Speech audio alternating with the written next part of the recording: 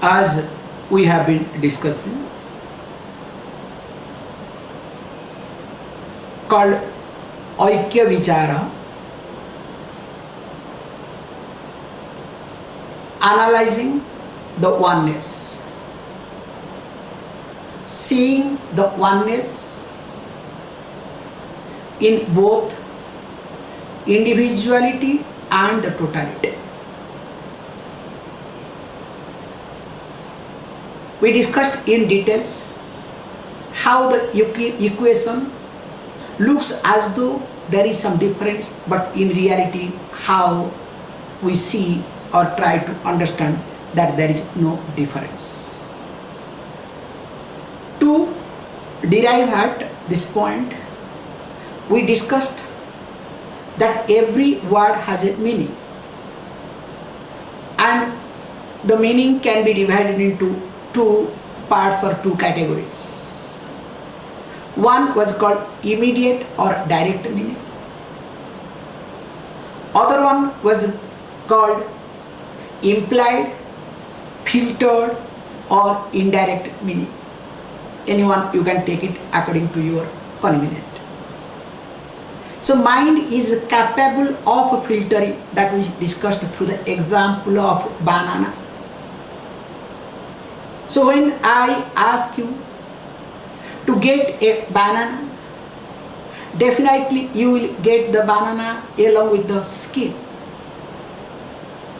Now if I ask you, eat the same banana, what will you do? You will remove the peel and start eating it. That removing the peel and eating the same banana, who asked you? How do you understand? Because mind works on, this is called filtered meaning. Same banana, first was along with the skin, now the second one is without skin. So each time we do remember, we do filter the meaning behind the words, but the problem is here. It depends upon our maturity, of course our insecurity, the situation and many other factors which forces us to filter. So most of the time our filtering goes according to our vasanas, our impressions, of course our insecurities put together. But every word has its own filtering meaning, implied meaning, what we call as lakshyartha. Let us look at the verse, what it says, the text what he says, then it becomes easier to understand. Iti chet na stula sukshma sarira abhimani tvam pada vachyartha upadhi vinirmukta samadhi dasha sampannam shuddha chaitanyam tvam pada lakshyartha. Says beautifully that if you ask that there is a difference, because the question was asked by the student, how can you say that I am God? There is no difference between me and God. Definitely there is difference, because I am someone who is with ahankara, with ego, and I know only little bit thing, kinchid jnaha. Whereas the God, here Ishwaraha, we let us hold the word always Ishwaraha. The Ishwaraha is sarvajnaha, knows everything, knower of everything. At the same time is free from ahankara.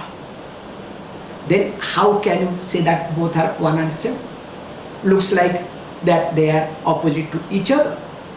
And you say that to see non-duality there should not be any difference. How is it possible? When the question was asked, the answer says no, it is not like that. Because when this Atma gets identified with Stula Sarira and Sukshma Sarira, that is called the direct meaning, the first meaning of the word Tvam, you. We have also seen this analysis when I say I am speaking. What does it mean? I am writing. I am so and so. I am frustrated. Look at each I means one part of me, one body, one aspect of me. So here he says, this is called direct meaning. So don't hold on to the direct meaning. When the question comes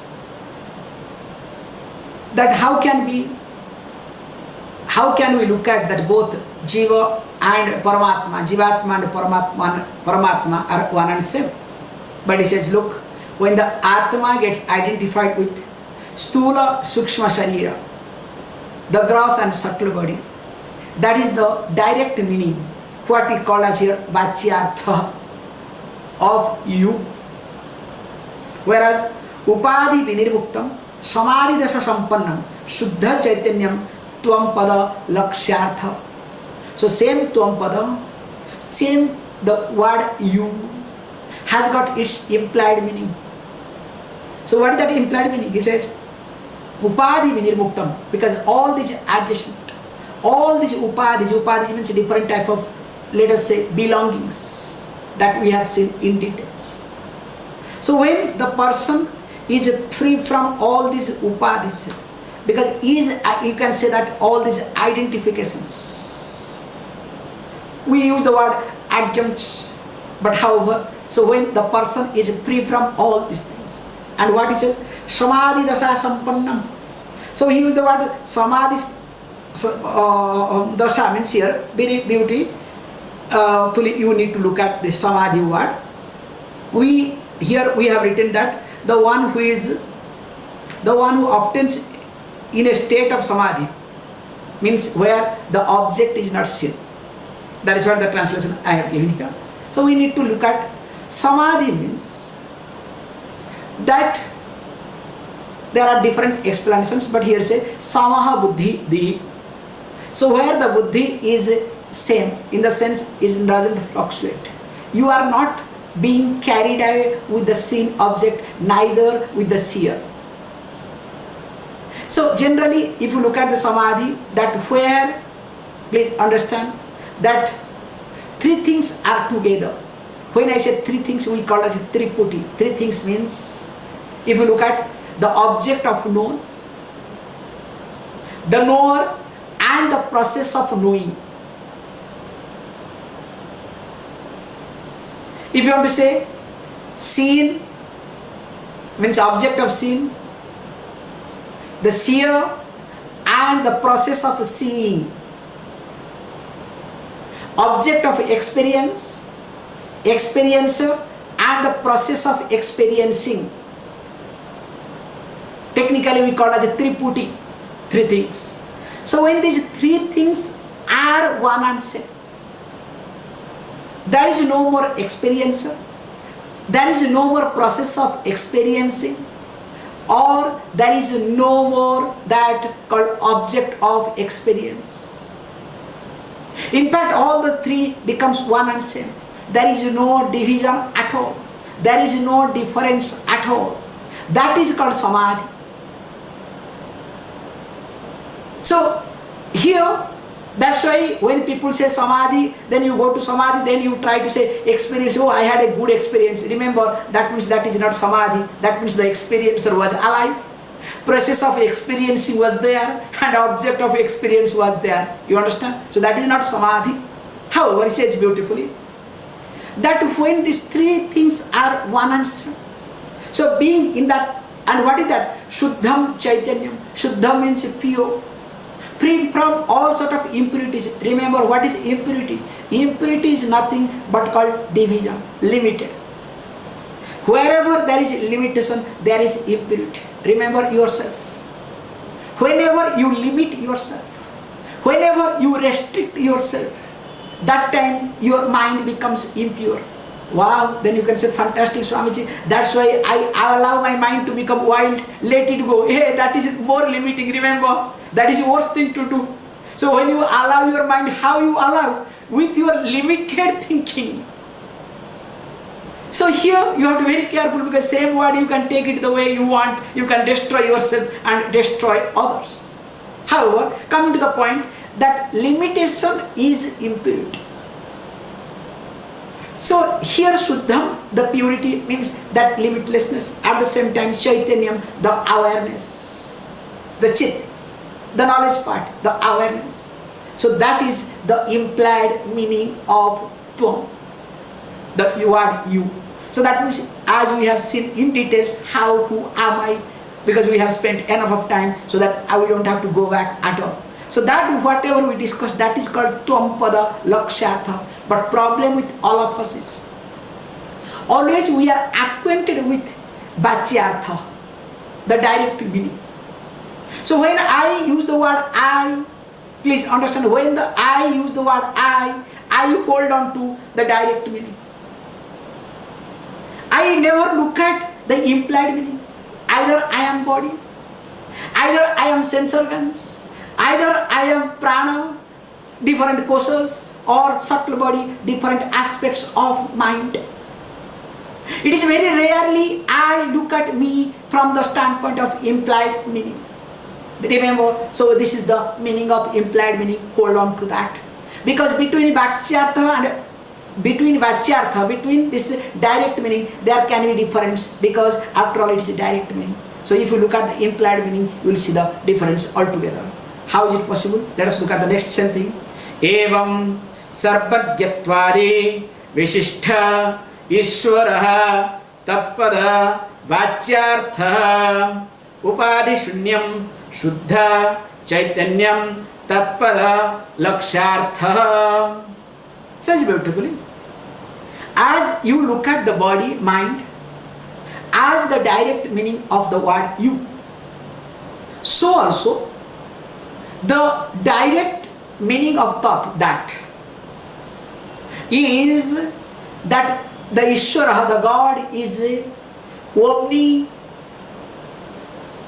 not omniscient.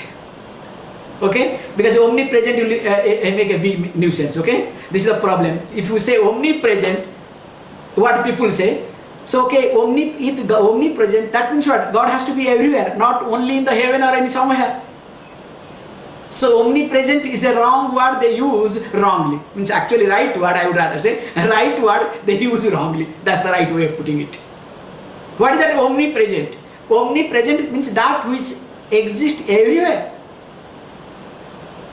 So when that exists everywhere, in sinner also God has to be there.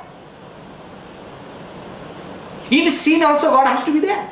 Because sinner cannot be away from everything.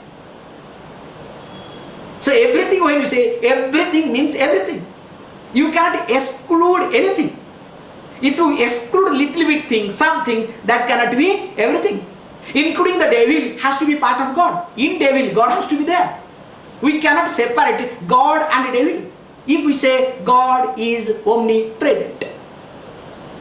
Well, this is a very big mistake they make. But they mean what? That omniscient, please understand. God is Sarvajna.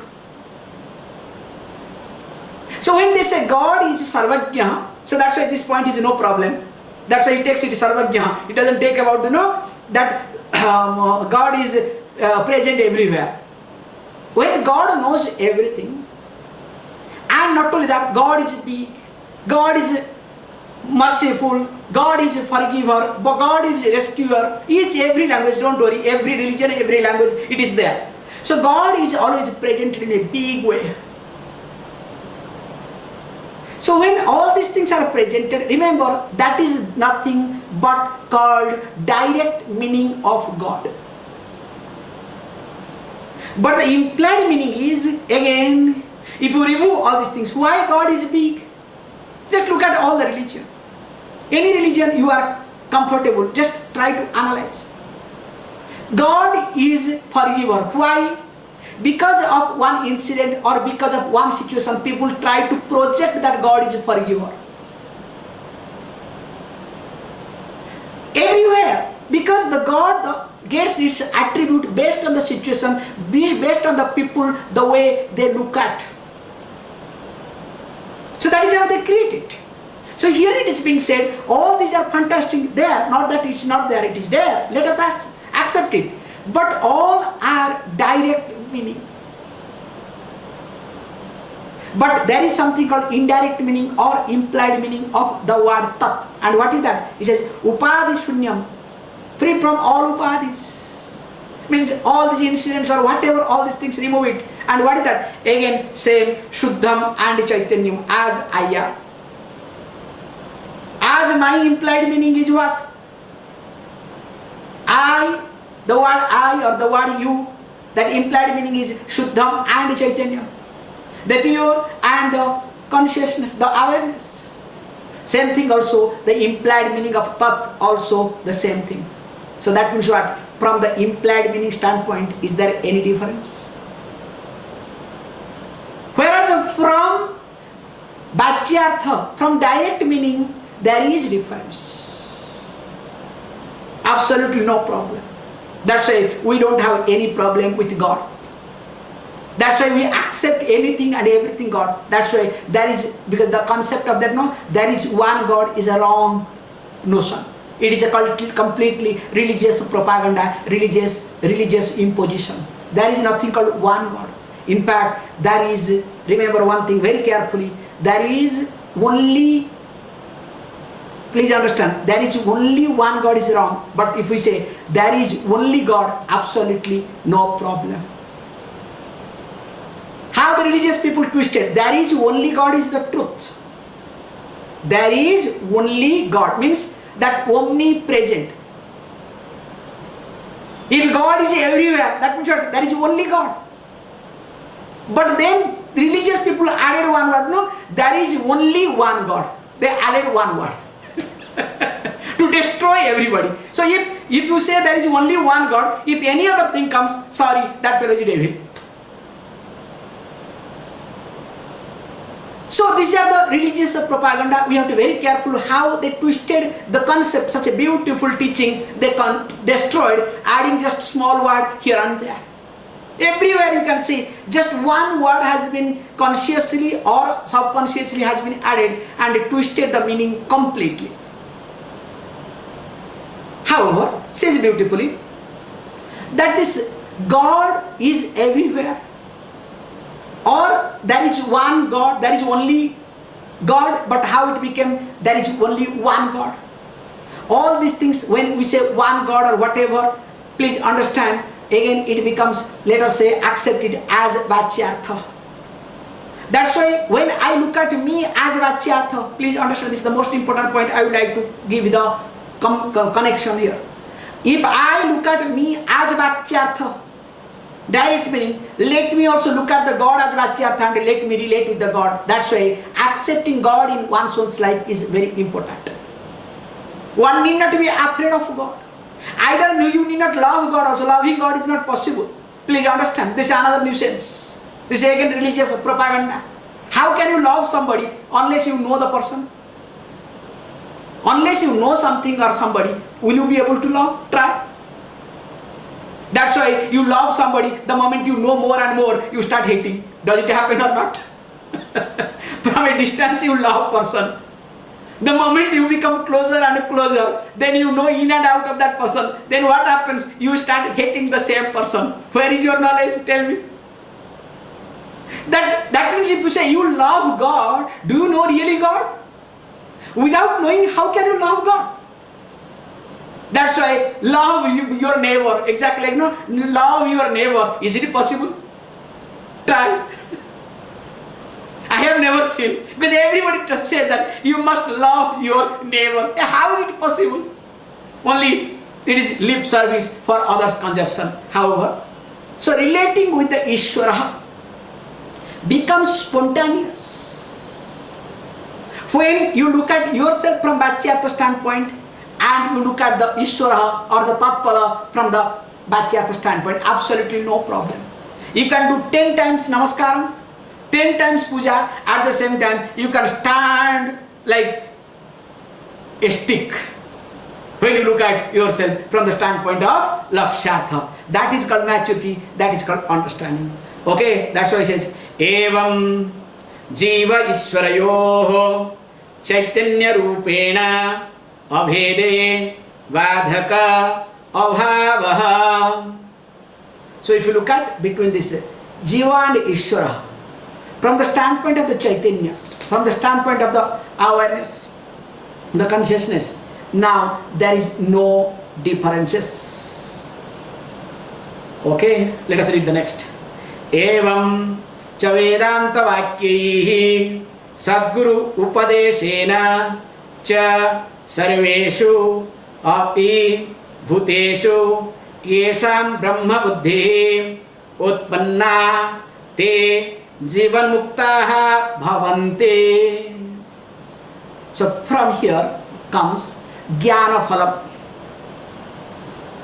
the next, let us say, chapter or next step which we have discussed in the beginning. So jnana phalam, the result of the knowledge.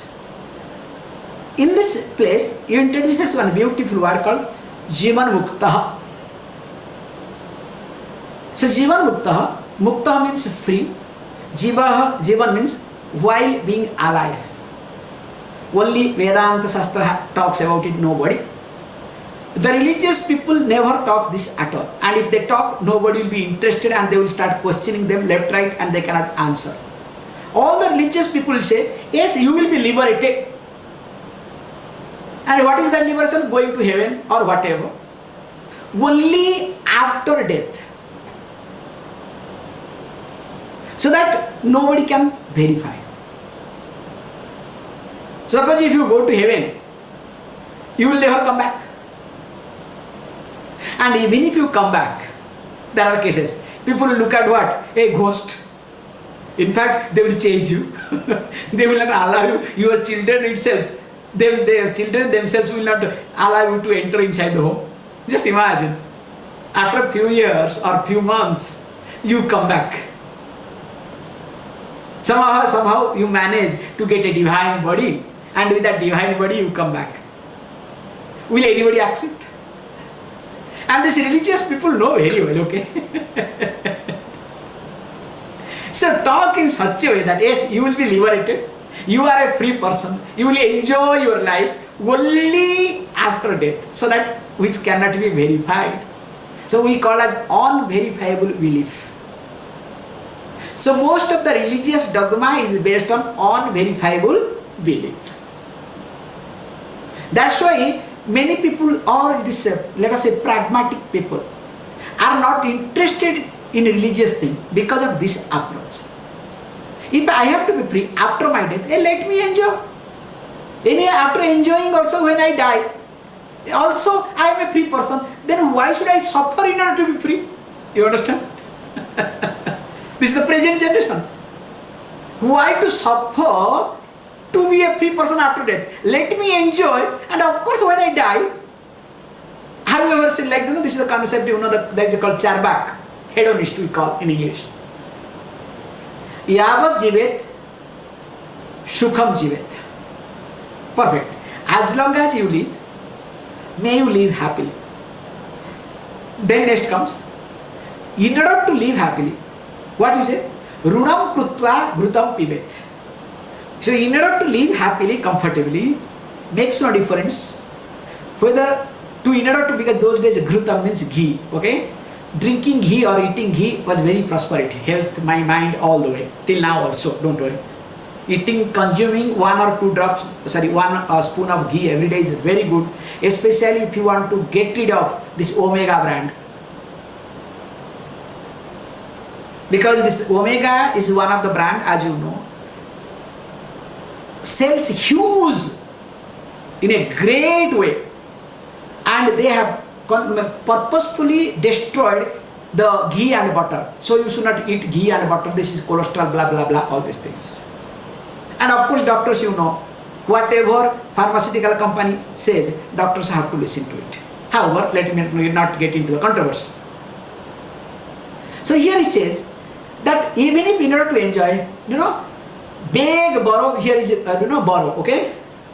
Here I can say, beg, borrow or steal, makes no difference. You want to enjoy, you want to be comfortable, so makes no difference whether you beg, borrow or steal. Anyway, enjoy your life. And you know why? The logic comes. Dangerous logic, okay? But of course it's a beautiful practical logic. Bhashmi bhutasya dehasya punaragamanam kutah. Have you ever seen a single person whose body has been cremated, and after cremation, that took fire, okay? It has become into ashes. After becoming into ashes, have you seen that fellow has come back? There is no chance. At least if you bury, maybe that fellow may come up, get up and come out. You understand? He goes one step ahead, okay? Burnt into ashes. So that is called cremation, okay? Because we say, because they have taken the cremation differently, because cremation is actually where it has to be burnt. That's why burial ground, cremation ground is entirely different, where we cremate. However, let us not get into again. So when the body is already turned into ashes, have you ever seen a person who has come back from there? Means impossible. So that means what? After all, we have but one life, let us enjoy. Now same concept came in a religious way. We have one life. Then let me enjoy. No. You will go to heaven or you will go to hell. You understand? Now the conflict was being injected in different way. So neither I am this side nor I am that side. That's why present generation all over, now you can see, are becoming wild. They don't care anything because of all these reasons. However, let us not get into too much. Here it says beautifully, Jivan Muktaha. The person can be a free person. The person can be a happy person when the person is alive. This is the beauty of teaching. And how it can happen? It says beautifully, you will need to take the help of Vedanta Vakya. With the help of the teaching of Vedanta, not this religious text. You understand? So Vedanta means, generally literal meaning of Vedanta means, Veda means embodiment of knowledge, which is called as a Brahman. Anta means here, literally if you look at end portion. Actually you can say essence of Vedic teaching. But interestingly, most of the Upanishads comes in the last portion of Veda. That's why it's called Vedanta. Anta means last. So you can look at actually end portion, or you can say the essence of Vedic teaching is called Vedanta. Both way you can take it. So he says Vedanta Vakya, okay, by itself we can do it? No, sorry. If you want to get confused, then you must study Veda or all the scripture by yourself. Remember, if you really want to be confused, you must study by yourself. Self-study is not allowed. And if you do self-study, definitely there is no other alternative other than getting confused. I have never seen a single person who has done self-study and not confused. You can look at any big person, small person, must be thoroughly confused. So that's why he says, Sadguru Upadeshena, with the teaching of a teacher. And who is that Sadguru? Quickly I can say, the one who is Shrotriya and Brahmanishta. The person must have a teacher, must have studied under a teacher, not self-made. Means the person must be a Shrotriya and of course Brahmanishta, committed towards the teaching. So that person is a Sadguru, not a popularly known as Sadguru. Because if you go to the internet and type Sadguru, you will see popularly known as Sadguru, okay? It's not like that, please understand. Because the person must have a teacher. If the person doesn't have a teacher, how can he become a Sadguru? Impossible. However, that is up to them. Then of course, then what happens?